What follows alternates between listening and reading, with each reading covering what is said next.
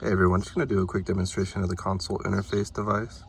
Starting with installation, all you're going to want to do is find your 14-pin console port located near the head latch and plug the device right in. It is powered through this port, which is only powered with the key in the on position. There's no need to worry about any battery drain or anything like that when it's not in use. When the key is set to the on position, the device will automatically turn on. It boots up into this default data display. For this, 4 options of what you can display. We have coolant temperature, speed, RPM, or voltage. And all of these, as well as all the other units in this interface, can be set from imperial or metric. Moving on, we have the main sensor page.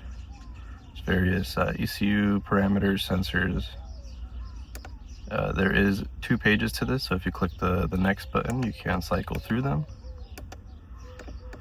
Beyond that, we have an indicators page, just all the switches, relays, solenoids.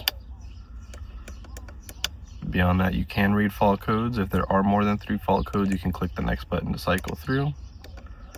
You can clear your fault codes if there's any clearable active faults. We have activation tests, starting with a manual aux fan control.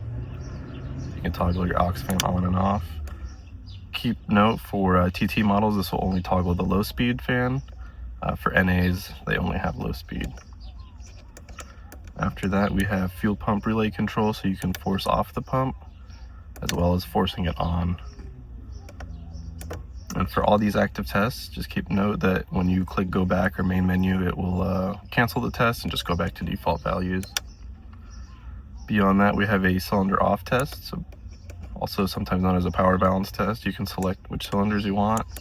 Once you click start, it'll cut fuel and ignition to those cylinders. And then stop brings them back, of course. Next off, we have the set base idle. This disables the AAC valve. So you click start, you adjust your base idle screw, and you stop the test as soon as you're satisfied with the RPM value you have. There's a clear self-learn for the learned ECU values for the air fuel alpha.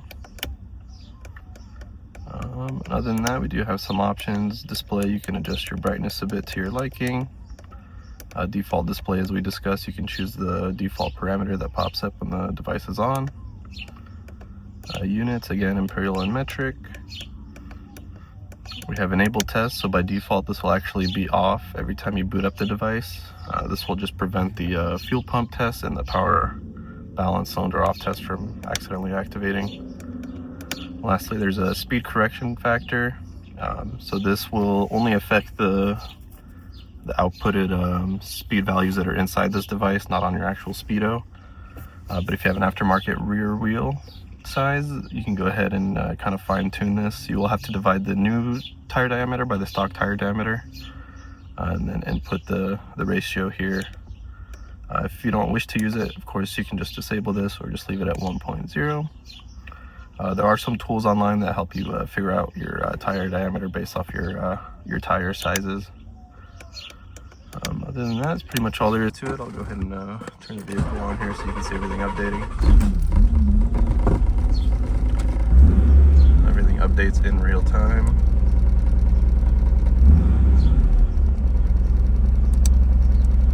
Again, here's the indicator page.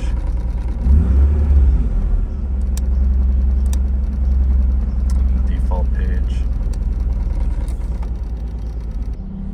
And then I'll just do a quick demo of the default data display options. So we have the coolant temp. We have speed, which I'll throw in a short clip of me actually driving later. Have RPM.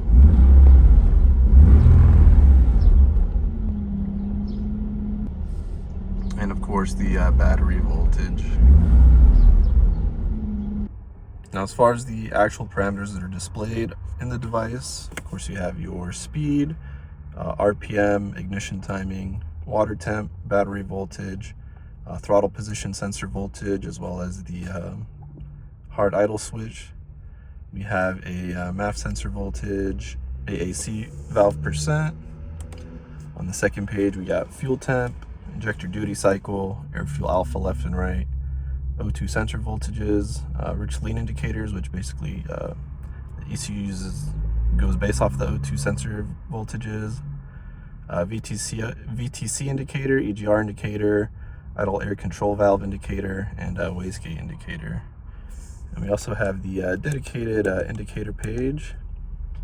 Some stuff here is repeated, so we have VTC, EGR, idle air control valve, wastegate, PRVR.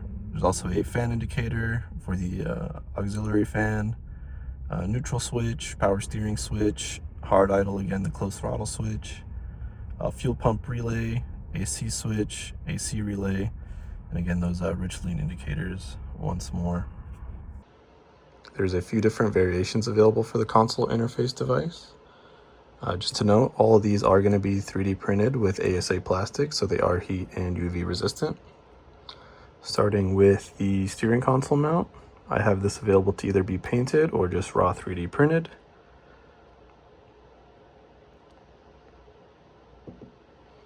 Next up, of course, I still have the clock mount location and the DIM plate location. These can be in right-hand drive configuration as well, so if you prefer, I can have the display on the right and the buttons on the left to be closer to the driver. Next up, I have a suction cup mount, so this will provide the suction cup with it and can attach to your windshield. For this guy, I do also have an optional hood that I will include. Just kind of minimizes glare from the windshield. It will just attach on with double-sided tape as such.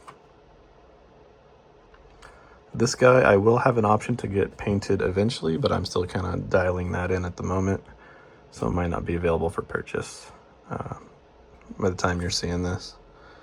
Lastly, I do have a traditional handheld version, just like a traditional OBD device, a little bit easier to switch between cars and such.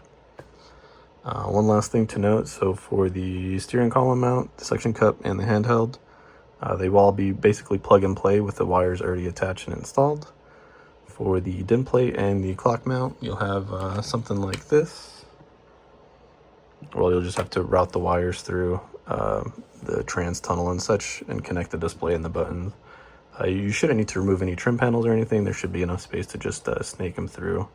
So it should be relatively plug and play as well. So yeah, that's basically it. If you have any questions, comments, anything you want cleared up, just shoot me a message or leave a comment. If you have any special requests, I am willing to work with you and see what we can do. Maybe you want different parameters displayed, or different ordering, different default values that you can display on the bigger screen, anything like that. Just shoot me a message and we'll see what we can do.